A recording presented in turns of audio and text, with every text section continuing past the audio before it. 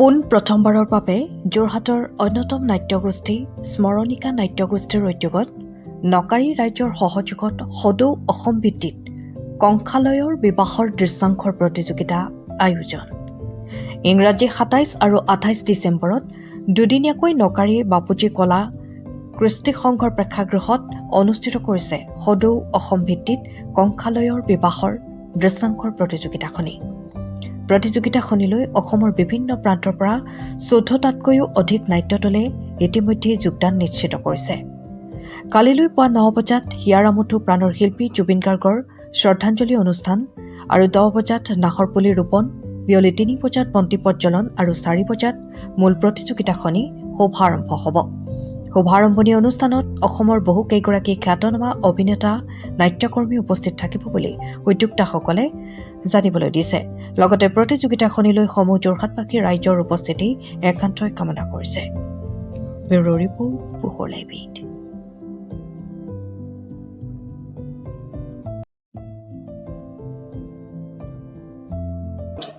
প্ৰথমতে পোহৰ লাইভেটৰ সমূহ কৰ্মকৰ্তা আৰু সম্পাদককে ধন্যবাদ জ্ঞাপন কৰিছোঁ আৰু শুভেচ্ছা জনাইছোঁ।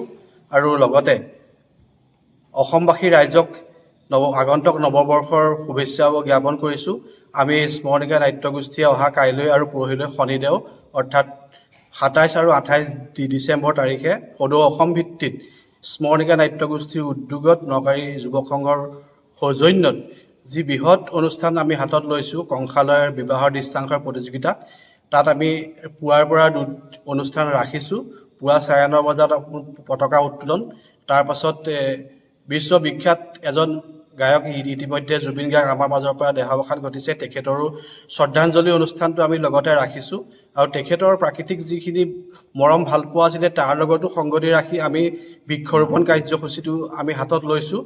আৰু বিয়লি ৪ বজাৰ পৰা আমাৰ অসম ভিত্তিত যি প্ৰতিযোগিতা আৰম্ভ কৰিছোঁ, তেখেতসকল আহি আমাৰ মাজত উপস্থিত হ'বহি। তেখেতসকলৰ প্ৰতিযোগিতা আমি কাইলৈ গধূলি ৪ বজাৰ পৰা আমি আৰম্ভ কৰিবলৈ আগবাঢ়িছোঁ। কাইলৈ যিহেতু শনিবাৰ, বহুত জেগাত প্ৰতিযোগিতা চলিও আছে। আমাৰ দলখিনিয়ে বেছি সংখ্যকে আমাৰ দেওবাৰলৈ কৰিম বুলি কোৱাত আমাৰ কাইলৈ ২টি দলৰ আমি সীমিত থাকিম। অহা দেওবাৰলৈ আমি ১২টি দলৰ মাজত প্ৰতিযোগিতা আৰম্ভ হ'ব।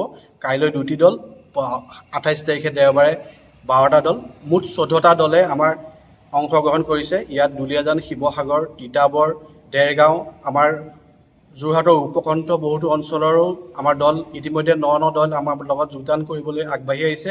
তেখেতসকলৰ ভৱিষ্যতক আমি উজ্জ্বল কামনা কৰিছোঁ। আৰু লগতে আমাৰ এই অনুষ্ঠানটি আমি পোনপ্ৰথমভাৱে স্মৰণিকা নাট্যগোষ্ঠী আৰু নকাৰী যুৱক সংঘই মিলি অনুষ্ঠিত কৰিছোঁ। সেয়েহে সমূহ অসমবাসী ৰাইজ আৰু দল, আমাৰ যিখিনি প্ৰতিযোগী দল, দাঁতিকাষৰীয়া সকলো ৰাইজ, সকলোখিনিয়ে মৰম আদৰ ইতিমধ্যে আমি পাইছোঁ।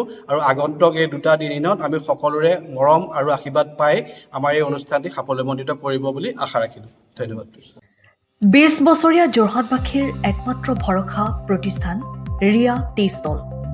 হয়, যোৰহাট পুৰণি বালিবাটস্থিত বিজি পথত আপোনালোকৰ আপোন আৰু ভৰসাৰ চাহ, মিঠাই, বিভিন্ন সুস্বাদু সমৃদ্ধ বিপণী ৰিয়া টি ষ্টল।